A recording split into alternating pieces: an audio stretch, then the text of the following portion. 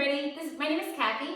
I'm a stock Pilates instructor. I'm here today to show you about 10 to 15 minutes worth of very basic exercises that might be very appropriate for people that are hypermobile, don't know how to stabilize their joints. So I'm going to do exercises that are very small range motion and that focus on our diaphragmatic breathing pattern. Okay, so you can get into your deep stabilizers of your joints. Okay, so what I have today for props here is I've got a little Theraband, it's a very thin one, and a yoga block or a little ball or a pillow. Okay, so I'm going to start you down on the mat. We'll put those next to us. Oh, and then I have a Bosu ball, or we might work into an uneven surface. Okay, if you don't have a Bosu ball, maybe like you're standing on a pillow or something at the end. Okay, so I'm going to take this. I'm going to wrap it behind my back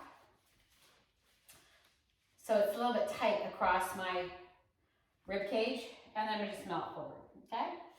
And what I want to do with this, why I have this band, is I'm going to do this deep inhalation through my nose, right? And I'm trying to fill up the posterior aspects of my lungs, and then deep exhalation through my mouth. Good. See if I can get my rib cage to expand. So I know it's hard to see here on the film. My rib cage is expanding posteriorly and laterally. And then on the exhale, I'm pulling my navel into my spine. I'm just kind of melting forward here. If your hips are tight, you could be here, down, take an inhale, and deep exhale. What I don't want to do is breathe into my neck elevating. Deep inhale. It's not a slipping breath. It's a nice deep breath. Inhale through the nose. I'm filling up my lungs and rib cage.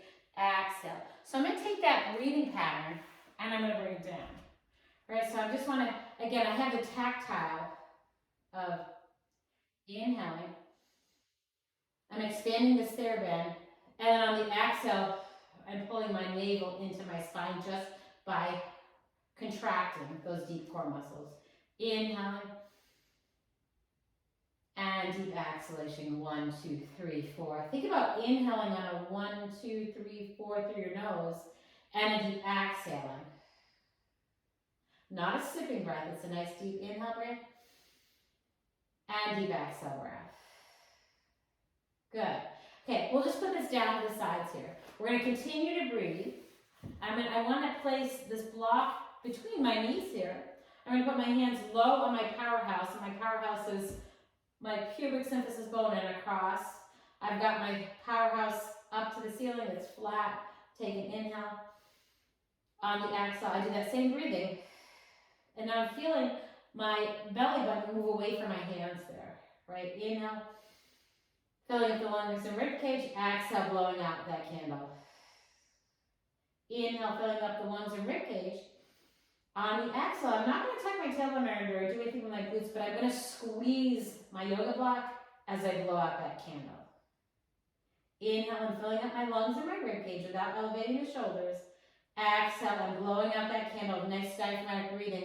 Squeezing that little yoga block. Inhale and exhale. So I haven't changed the position of my pelvis at all. Inhale, I'm filling up my lungs and rib cage. Exhale. Now I'm going to start to do a pelvic tilt. And then inhale, I lengthen out. On the exhale, my tailbone tucks under. I draw my rib cage down. And I move my pelvis into a posterior tilt, so my fingertips are higher than my thumbs. Take an inhale. On the exhale, think about you're spilling a cup of soup or a cup of coffee into your belly button. Inhale, lengthen. Exhale, posterior pelvic tilt. Really small movements. Remember, I told you this is going to be a small movement kind of class. Inhale, lengthen. 2 more like that. Exhale, I'm imprinting my lower back. I'm definitely going out of neutral with my pelvis. Inhale, lengthen, and then very last one. But I'm not using the glute muscles to move my pelvis. I'm using my transversus and obliques. Inhale. Nice job. Arms are going to reach up. So I have this band, right, that I haven't lost. I'm going to use this as a tactile. Right? I'm going to keep this little connection to the yoga block. Don't let it drop because you lost your pelvic floor there. Okay, so just a little small connection. Good. Now my shoulders are going to plug into this band. I'm going to inhale, pull my shoulder blades into protraction, and then I'm going to drop my shoulder blades into neutral. Inhale, pull my shoulder blades away from this band. Exhale, drop into neutral. 2 more like this. 2. And drop. Very last one like this. And drop. Okay, you're in neutral. Now, arms are going to reach out. And then I'm going to pull them in, right?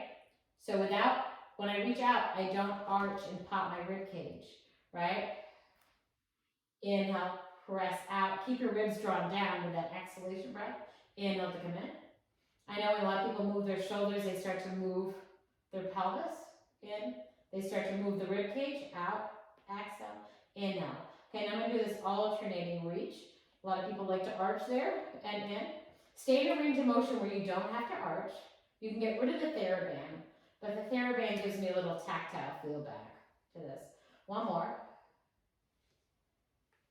Good. And there's our rib placement and scapula placement concept. Okay, and then down. Okay, now, put this by the side here. I'm going to keep my powerhouse. Your cup of coffee is going to stay neutral. I'm going to keep one foot connected here. Take an inhale. On the exhale, you're going to press down. Inhale, come in. Exhale. I just feel a nice contraction of my complete abdominal wall. Inhale. This is a lumbopelvic stability exercise. Good. Don't arch the back. This is not what we're doing, right? 2 more. Think about breathing that rib cage down. Very last one. I kept it very simple there. Inhale. Exhale, tap and reach. Inhale. Exhale, tap and reach. In. We'll go about 4 more. 4. I'm keeping one foot at the ground because I'm only going to do closed kinetic chain work on these small movements. 2. In. Exhale. In. Very last one. Okay, hopefully I've built some heat, built some isometric contraction there. Good. Okay, so now I'm going to take this band, I'm going to anchor it underneath my knee, and I'm going to crisscross it. Okay, so I've got a nice strong anchor, right? Maybe you can extend the bottom leg out. What I'm going to do is I'm going to stir this femur inside my acetabulum there, inside my hip socket, but I'm going to keep it small, out, in, and around. People that are hypermobile, so what I want to do is I'm going to anchor this to my belly button. I'm going to go a little across, out, in, and around. I don't want to hear any snapping, popping, and I want the opposite side of my abs to really fire up with this movement out to the side. So when I go lateral, the ipsilateral side, the contralateral side, sorry I said that wrong, really it has to engage, right? The opposite side has to engage. I'm going to go these small circles out and around.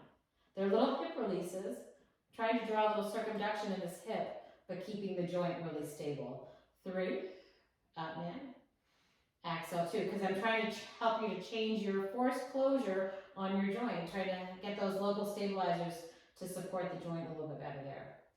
And then very last one. Good job. Okay, so let's just switch to the other side. Okay, here we go. Now, there you go. I've got that. I've kind of secured it, right? And then I brought this down to my belly button here. So you can see I'm just drawing this little circle out, in, and around.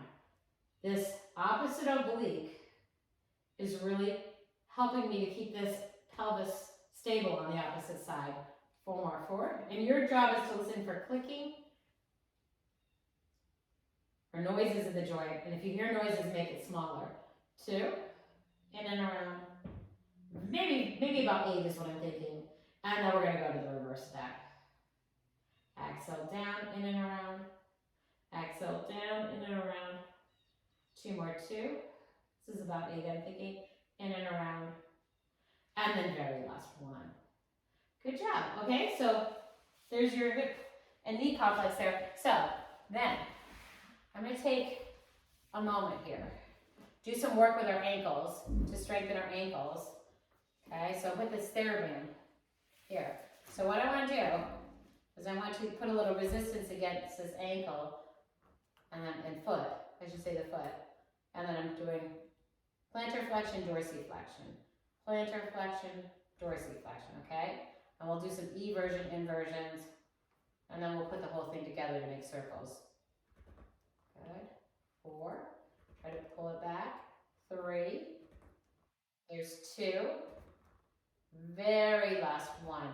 Now a little internal rotation, a little external type eversion, inversion movements there. You can see. And then if you can just draw around. Oh, okay. We'll go about 8 in this direction. Trying to strengthen all those, so many muscles, ligaments, and joints in your foot. Trying to strengthen them. Out, in, and around.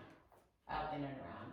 4, 3, 2, and 1. Good job. Other side. There you go. All right. So here we go. And then I'm just going to go dorsiflexion, plantar flexion, right? Good. You notice you go to plantar flexion, you've got to really work the intrinsic muscles of the foot that are on the plantar part of the foot.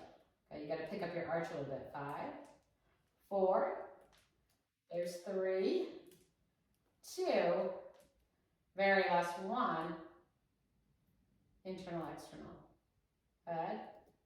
Your supination, pronation kind of movements. 5. Then we'll put the whole thing together.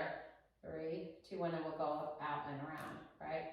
You're adding that point, flex, and rotation. Good. 4, 3. Small movements today. 2. All about joint stabilization, nothing fancy. And then reverse it. There you go. 3, 2, and 1. Nice job. Okay, now I'm just going to do this thing. Hopefully you can see this, where I just curl my toes and then pull my toes back. I'm going to curl my toes like I'm picking up marbles on the ground. You could also do this standing. I think you can see what I'm doing better here when I sit down and do this. Good. 4 more. Trying to develop the muscles on the plantar part of the foot. 4, and 3, 2, and 1. Okay, so we're going to take what we learned supine and do a little quadruped. Okay, so quadruped, we're trying to find that neutral spine, but I have more load of, it's more work now because gravity is going to pull you down. So my scapula is going to be neutral, my head's neutral just like I was lying down, and I've got to pick up the transverse abdominis that wants to just go down like that. Okay, so nice and neutral. You're just working on neutral positions. Okay, I'm going to transfer my weight onto my right knee, pick up my left knee, and pick up the opposite arm. Right, so I'm doing like, we call this puppy dogs in the snow, and try not to tilt, and down. So if you're able to balance there, right, we'll add extension to that. So that's a glute set, and I'm trying to have symmetry here, not hiking that hip up, not elevating the shoulder.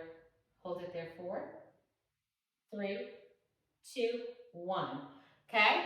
So we'll go other side. You start with puppy dogs and stuff. That's all you do. That's fine. We reach out. Okay, I'll do 2 sets of those. And just really focus on your spinal alignment. It might be good to kind of look at your spine when you do this in a mirror, so you're not hiking and jacking up one hip. We reach. Good.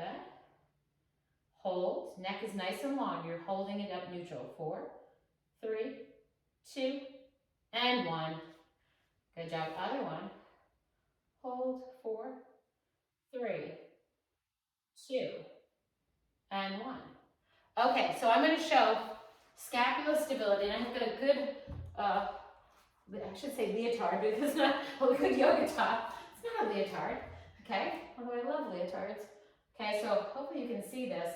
My shoulders are rounded here, I'm protracting, and then I'm pushing back to retraction, and then I'm rounding my shoulder blades. I'm hoping that I'm getting this on the, and then retracting. Rounding, retracting, find neutral, okay? And then from here, see if you can keep neutral and go in and out. In and out, wall push-ups. Okay, you can make them a lot more upright.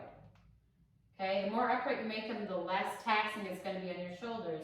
The more you make them out here, obviously the more taxing it's going to be on your shoulders. But I'm just trying to keep scapula coming out of big elevation and protraction and retraction. 2. Very last 1. Okay, good job. Okay, so then I'm going to finish this up with trying to find the balance. So this is crazy advanced. So if you're not advanced, don't do this, okay? You could do this is very wobbly. You could also just stand on the floor. And this is maybe more wobbly than this. You could stand on the yoga block. Okay, I'll start with I'll just go through the go through block. But yoga block or any surface that kind of challenges you. If you can't stand on one leg here, don't stand out in the Bosu ball, okay? So first I'm gonna stand on the Bosu ball. Okay, this will challenge me. I know not everybody has a Bosu ball at home, and that's okay. You could just put it on a pad, okay? And I can feel how I have to really, first I have to really focus, because a lot of this is mental and proprioceptive, right? Okay, and you just start like this. Make sure you're next to the wall or a chair, because I don't want anybody to fall. I'll start off with my bad leg. Okay. What I'm trying to do is find the point where I'm not inverting the foot, and I've got that balance. Okay. There. Quite challenging on a Bosu ball. I've got to make little micro adjustments to stay up here. That might be walking out in the woods, uneven surfaces, walking at the beach, running at the beach. 3, 2, 1. Okay, I didn't do that bad with that leg. That's my bad leg. Okay? There. Again, I'm showing you very advanced, but you can be just on the ground. Okay? Just really focus on that stability between your heel and your 5 toes. If you feel like you're rolling to the outside of your foot, you've got to put more weight on the inside, right? Or on the inside 2 toes. Well, just when I say the other side, my bad side, I think I did better. Okay, so I'm making little micro and macro adjustments there. And 1. Okay, that's your simple little set of exercises.